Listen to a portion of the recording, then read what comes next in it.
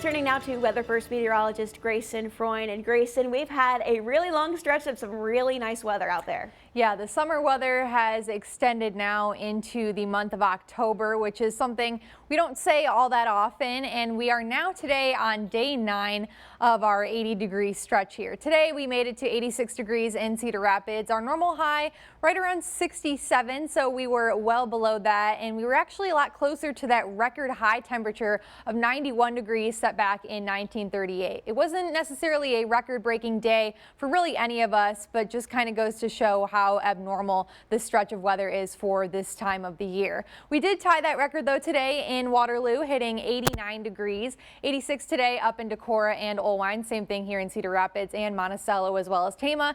87 today down in Iowa City and 88 degrees south in Washington. Satellite and radar right now showing very quiet weather across really all of the state. We really don't have a whole lot going on tonight. Clear skies are expected as we head throughout tonight, and our temperatures will bottom out in the lower 60s for really most of us. And then for tomorrow, for your Sunday, it's going to be a really nice day. We'll have plenty of sunshine. Temperatures, of course, really no shock here, going to be in the mid to upper 80s once again. Humidity, though, good news is that it's going to remain on the lower side. So even though it'll be a pretty toasty day, it'll still be fairly comfortable due to those lower dew points. And it'll also be a little bit of a breezy day as well, similar to today, with winds out of the south sustained around 15 to 20 miles per hour, with gusts up to 30 miles per hour likely as we head towards the afternoon.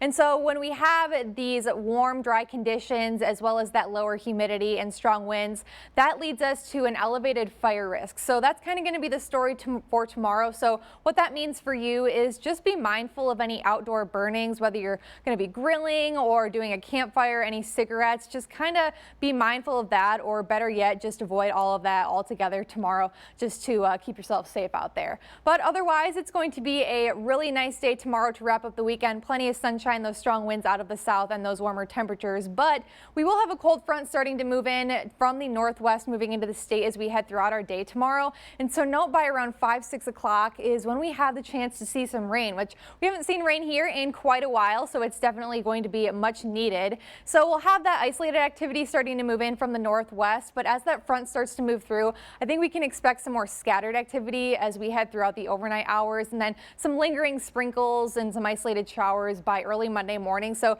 just something to keep in mind as you're heading out the door early Monday morning, or sending the kids out to the bus stop, might need an umbrella early on. Then as we head throughout the rest of the day, could see a little bit of a break from the rain around the late morning, early afternoon hours, but then another round of rain is expected as we head towards the later half of the day on Monday through Monday night, and that'll kind of just take us into early Tuesday as well. So finally seeing some rain around here, which is good. Haven't seen it for a while. That's going to be coming along with that cold front, and behind that front we can expect some nicer, cool fall-like temperatures finally. Temperatures will fall into the 60s on Monday with that chance for scattered showers and storms. That'll take us into Tuesday. 68 degrees for your high on Wednesday, and then we get bumped up into the lower 70s as we head towards the half of the week.